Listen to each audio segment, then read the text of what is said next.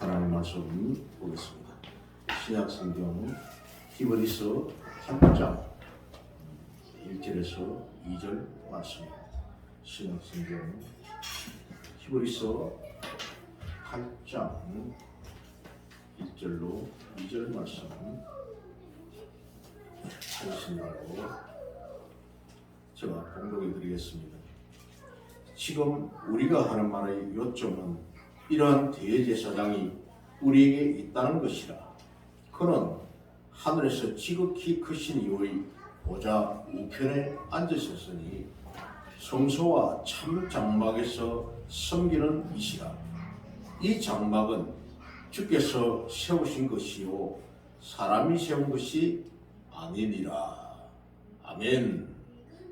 더 좋은 언약의 중보자 예수 그리스도, 오늘 부활절 말씀으로 나누고자 합니다.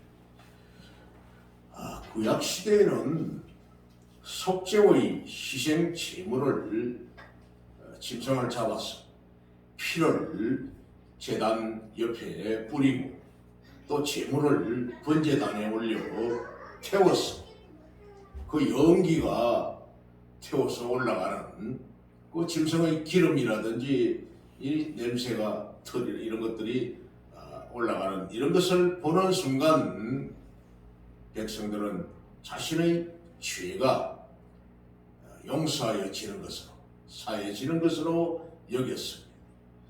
이스라엘 백성들은 막 구약에는 짐승의 피제사, 짐승을 또 태워서 제물을 드리는 이런 제사를 드렸습니다.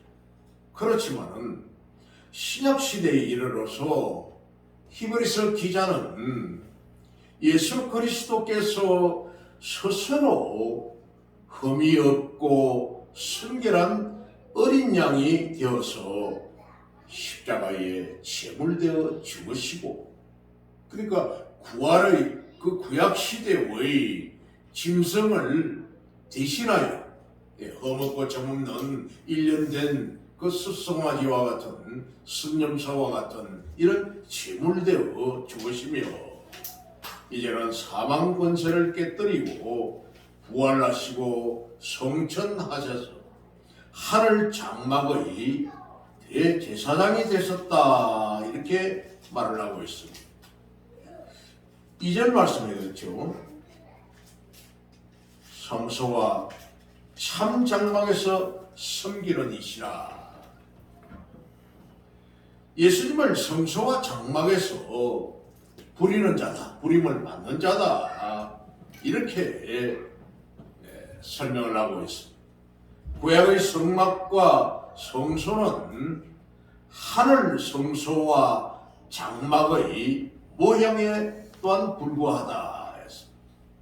하늘 성소, 구약 시대에 천막으로 지어져 있던 하나님의 그 법도에 의하여서 모세에게 일러주신 그 규례대로, 그 식양대로 지어진 이 구약의 성막, 성소, 이것은 다 하늘에 있는 하나님의 성소와 장막의 어떤 모형에 불과하다. 5절을 봅니다.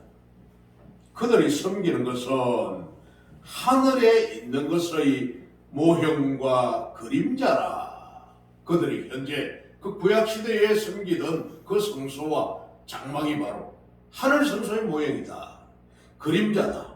모세가 장막을 지으려 할 때에 지시하심을 어둠과 같으니 이르시되 삼가 모든 것을 산에서, 신의 산이죠, 호렙산에서 하나님께서 그 언약궤를 언약의 말씀을 주셨던 그 모세를 불렀던 그 언약의 장소 시내산, 거기서 이르시되 삼가 모든 것을 산에서 네게 보이던 오늘따라 지어라 하셨느니라.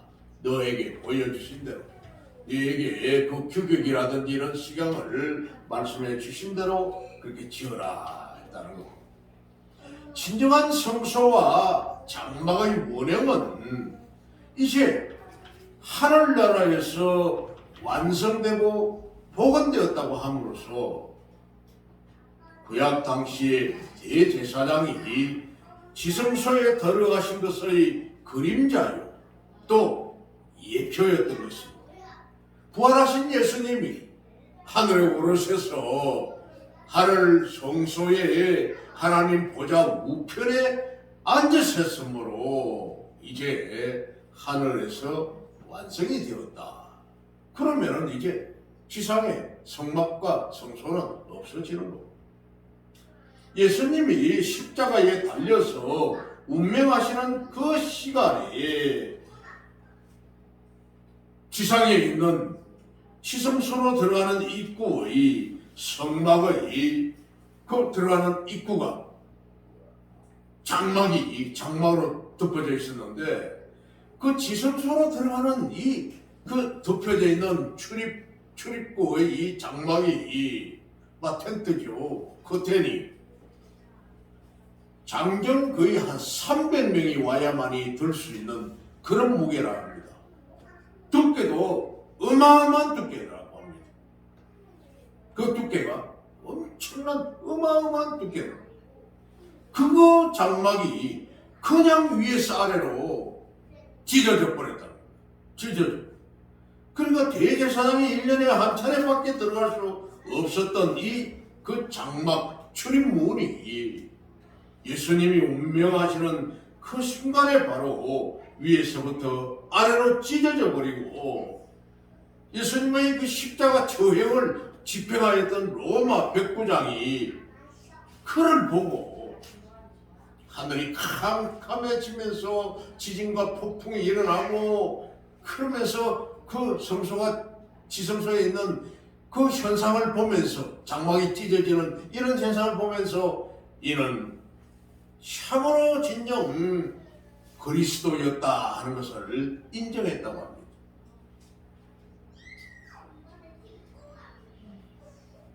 참으로 그러므로 일시적인 임시적인 구약 대제사장과는 달리 1년에 한 번 들어가는 영원한 그런 1년에 겨우 한 번 들어갔던 대제사장과는 달리 영원한 우리 성도의 참 대제사장 되신 예수 그리스도로 말미암아 우리는 소망을 가지고 기쁨과 은혜의 삶을 살아야 할 것입니다. 아멘. 그러면 하늘 성소에 계시는 우리 주님은 지금 어떤 사역을 수행을 하고 계시고 또 우리 성도들하고는 어떤 관계를 가지고 계신가 하는 겁니다. 오늘 1절에 있는 말씀과 같이 주님은 지금도 살아서 우리 성도와 인격적인 관계를 유지하고 계신다 했습니다. 대제사장이 우리에게 있다는 것이라 하는 이 말이 우리와의 인격적인 이런 교제의 이런 관계를 예수님이 지금도 하고 계신다는 그런 뜻입니다. 대제사장이 우리에게 있는 것이라 우리에게 있다는 이 헬라의 원어인 에코멘이라는 이 단어는 우리가 가진다, 우리가 소유한다, 예수님을 가진다, 예수님을 소유한다는 그런 말입니다. 현재 우리가 예수님을 소유하고 있다는 그런 뜻입니다. 우리에게 있다 하는 이 헬라어의 이 원어는 그러니까 얼마나 중요한 말씀입니까? 예수님을 우리가 가지고 있다는데, 우리가 소유하고 있다는데, 그 우리에게 있다는 것이라 하는 이 말이 바로 현재 우리 성도들이 대제사장 되신 예수님을 모시고 인격적인 관계를 유지하고 그 관계를 교제로 나누고 있다 하는 말입니다. 할렐루야. 계시록 3장 20절 말씀에는 올지어다 내가 문 밖에 서서 두드리노니 누구든지 내 음성을 듣고 문을 열면 내가 그에게 들어가 그와 더불어 먹고 그는 나와 더불어 먹으리라 이렇게 말씀을 합니다. 예수님이 나를 찾아오셨는데 나의 이 문이 나의 마음의 문이 열리지 않고 꼭 닫혀 있다면 예수님은 우리 속으로 우리와 함께 거하실 수가 없습니다. 들어오실 수가 없습니다. 그렇지만 너희 마음의 문을 활짝 열고 나를 영접하여 받아들이면 나는 너희와 같이 먹고 마실 것이다. 영접하는 자, 그 이름을 믿는 자들에게는 하나님의 자녀가 되는 권세를 주셨다고 했습니다. 권세를 주셨다.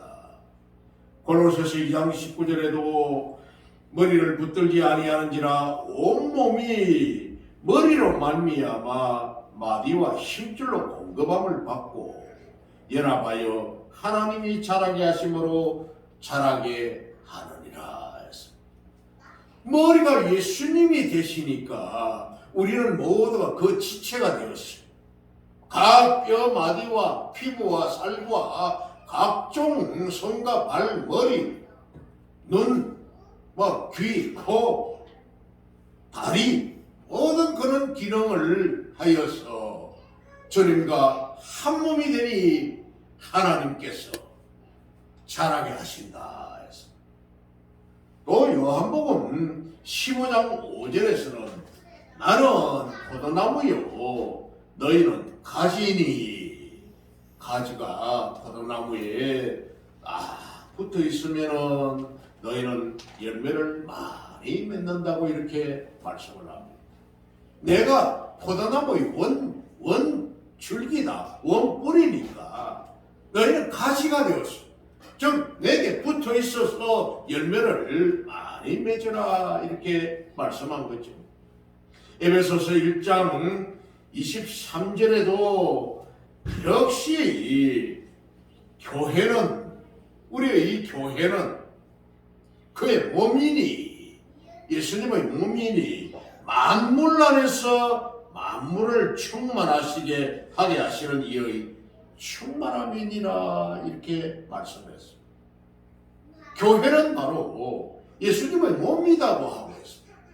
그래서 예수님의 각자 지체가 되어 있는 우리와 함께 연합하여 만물을 충만하게 하는 충만함이다 이렇게 말씀했습니다. 그리고 오늘 2절 말씀을 보면은 주님은 시마다 때마다 권세와 능력으로 성도들을 도우신다 이렇게 말씀합니다. 성막에서 섬기는 이시니까 도우신다는 거죠. 오늘 이 기자는 1절에서 그가 하늘에서 위엄과 보좌 우편에 앉으셨다. 보좌 우편에 앉아 계시는 이분, 여기서 위엄의 보좌라고 하는 것은 이 보좌는 앞에 있는 1장 히브리서 1장 3절에 있는 말씀과 같이 높은 곳에 계신 위엄, 그 보좌, 하늘 보좌는 높은 곳에 계신 위엄이라는 이 뜻과 동일한 겁니다. 그러니까 저 존귀와 위엄을 갖추신 하나님의 하늘 보좌를 일컬으며 또 그 보좌 우편에 앉으셨다 하는 것은 히브리인들이 말하는 히브리인들이 알고 있는 그들의 힘과 권세와 능력을 말하는 겁니다. 과거의 신앙의 조상이었던 야곱이 자기의 손자인 므낫세와 에브라임에게 축복을 할 때 오른손을 들어서 안수하여 축복합니다. 그것도 큰아들인 요셉의 큰아들인 므낫세에게다가 오른손을 얹어야 될 텐데 어긋맞게 얹었더라. 자기 아버지 역시 이삭도 그 이삭과 야곱에게 축복을 할 때도 그 오른손과 왼손을 서로 어긋맞게 장자인 이삭에게 그 에서에게는 왼손으로, 차남이었던 야곱에게 오른손으로 그렇게 안수하였다, 축복하였다 하는데, 그것 역시도 히브리인들이 생각하는 이 오른손이라고 하는 것은 권세와 능력을 말하는 것이고, 그가 우편에 계신다는 것은 우리 주님께서도 지금도 살아계셔서 권세와 능력으로 세상을 다스리시며 통치하신다는 뜻을 갖습니다. 아멘. 오른편에 앉으셨다. 그렇습니다. 예수님께서는 이 땅에서 십자가를 지시고 갖은 고초를 겪으시며 또 죽임을 당하셔서 대개의 불신자들에게는 주님의 생애가 끝난 것으로 비춰졌죠. 이제는 다 끝났다 하고 제자들도 두려워서 뿔뿔이 흩어지고 엠마오로 향하여 돌아가던 그것도 그 제자 중 두 사람, 이제는 끝이 났다고 하고 돌아갔던 그런 것이 되었지만은, 실제 주님의 역사는 바로 이 십자가의 죽음에서부터 시작이라는 겁니다. 할렐루야. 십자가 죽음에서부터 주님의 역사는 시작이 됐다는 거죠. 우리 주님께서는 십자가 죽음에서부터 부활 성천하심으로써 다시금 성육신 이전에 태초부터 가지고 계시던 권세와 능력을 회복하셨습니다. 아멘. 그러니까 이 창조에 성부 하나님과 성자 예수님, 성령 하나님께서 삼위가 일체가 되었어요. 천지 창조부터 계셨던 그 예수님, 그 주님이 이제 하늘로 올라가셔서 하나님 보좌 우편에 앉으셨더니, 이제는 최초에 가지고 있던 그 권세와 능력을 다시금 회복하셨다. 아멘. 빌립보서 2장 11절 말씀입니다. 빌립보서 2장 11절 말씀에 모든 입으로 예수 그리스도를 주라 시인하여 하나님 아버지께 영광을 돌리게 하셨느니라. 영어로 예수님을 로드, 아니면은 우리 한자어로는 주님, 주인이라는, 천지 만물의 주인이시다, 주님이시다, 예수님이시다, 왕이시다는 겁니다. 이러한 사실은 죽음에서 부활하신 주님이 성천하시기 직전에 제자들에게 지상 대명령인 The Great Commission, 이 코미션 지상 대명령을 당부하는 자리에서도 우리에게 분명하게 언급된 바 있습니다. 그 내용은 바로 마태복음 28장 18절에 하늘과 땅의 모든 권세를 내게 주셨으니, 아멘. 예수님이, 이제 부활하신 예수님이 하늘과 땅의 모든 권세를 이제 나에게 주었다. 아버지께서 주셨으니까 이제 내 이름으로 나가서 전도를 하고 성부와 성자와 성령의 이름으로 세례를 베풀어라. 땅끝까지 이르러 내 정인 되라고, 이런 부탁의 말씀을 하셨습니다. 그렇다면 하나님의 보좌 우편에 계시는 우리 주님께서 가지신 권세는 어떤 방법으로 이 세상에 그 영향력이 미치고 있는가? 어떤 방법?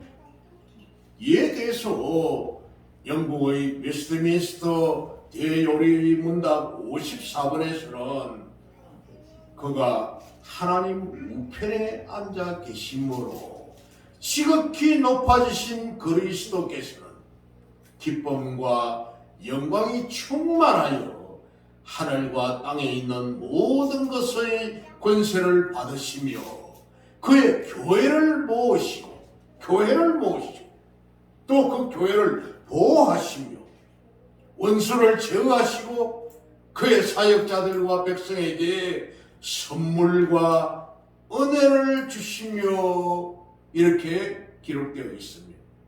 아멘. 이에 관한 이 내용을 성경에서 우리가 좀 더 구체적으로 살펴볼 필요가 있습니다. 먼저 주님은 하늘과 땅에 있는 모든 권세를 가지고 계신다 했습니다. 하늘과 땅에 있는 모든 권세. 예수님 외에는 없다는 거죠. 예수님께서도 공생의 사역 기간에도 내가 곧 길이요 진리요 생명이니 나로 말미암지 않고는 아버지께로 올 자가 없다 했습니다. 천하의 어떤 이름으로도, 스가모니 부처 이름으로 아니요, 공자 명자 이름 아니요, 마호메트 이슬람 이름으로 아니요, 소크라테스 이름으로 아니라는 것. 천하에 나 예수 이름 외에는 구원과 아버지께로 올 자가 없다, 이렇게 말씀을 하고, 천하에 누가 그런 말을 했습니까? 인간의 이 이름으로는 도저히 있지도 아니하고 할 수도 없는 말입니다. 생로병사에 대한 이 죽음에 대한 이런 것들을 질문을 하였던 그 스가모니 코타마 시다라타라고 하는 인도의 그 왕자도 끝내 자기는 죽었어.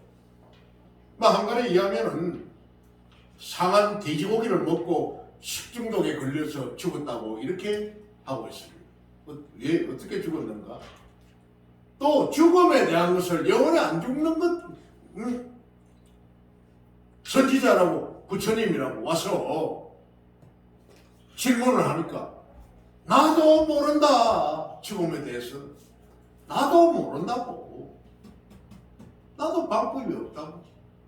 그 죽음에 대한 건 해결할 길이 없다고 말씀을 했다고. 그러나 오직 우리 예수님만이 거기에 대한 대답을 하셨다. 내 말고는 구원 얻을 이름이 없다. 나로 말미암지 않고는 아버지께로 올 자가 없다. 이렇게 말씀을 했던 겁니다. 에베소서 1장 22절에서 사도 바울은 또 만물을 그 발 아래 복종하게 하시고 그를 만물 위에 교회의 머리로 주셨느니라 이렇게 말했으며, 베드로 사도는 베드로전서 3장 22절에 그는 하늘에 오르사 하나님 우편에 계시니 천사들과 권세들과 능력들이, 천사, 권세, 능력 이런 것들도 다 천사장들입니다. 직분입니다. 그들이 그에게 복종하느니라 이렇게 말했어요. 그 세상의 모든 이런 권세와 능력과 어떤 그 천사들도 이런 영적인 이런 존재들도 다 예수님께 굴복한다는 것, 복종한다는 것. 이런 사실은 우리 주님께서 지금 이 순간도 모든 우주 만물의 운행과 질서를 주관하시며 또한 세상 모든 통치자들까지도 그 발 아래에 두심을 가르치는 말씀입니다. 아멘. 세상 모든 통치자들까지도 예수님의 발 아래에 두었다 하는 겁니다.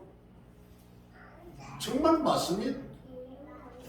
아니 어떻게 참 천지개벽이라는 이런 단어가 있습니다만, 저 히말라야 산맥에 그 높은 8,000m가 되는 그 고봉, 해발 5,000m, 6,000m 되는 그 산에, 에베레스트 그 산에 이렇게 가니까 거기에 물고기 화석이 발견이 되고 그것을 캐내가지고 기념품을 만들고, 조개 화석을 캐내가지고 기념품을 만들고, 바다에 사는 새우의 그런 암모나이트라든지 이런 해마라든지 하는 이런 화석을 캐가지고 기념품을 만들어서 먹고 사는 티베트나 네팔이나 저게 부족들이 있다는 겁니다.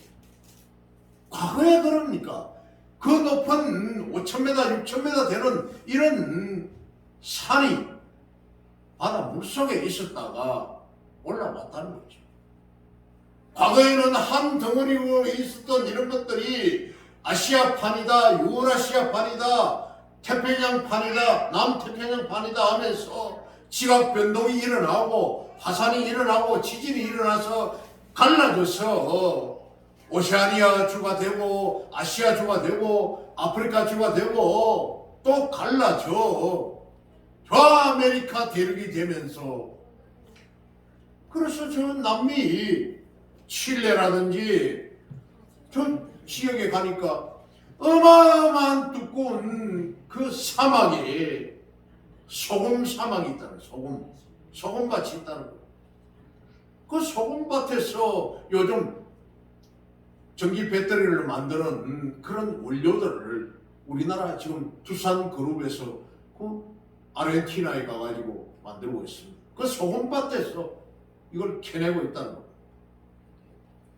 어마어마한 그 소금을 캐내고 이렇게 팔고 있는데 과거에 그것이 바로 바다 밑에 있었다는 겁니다.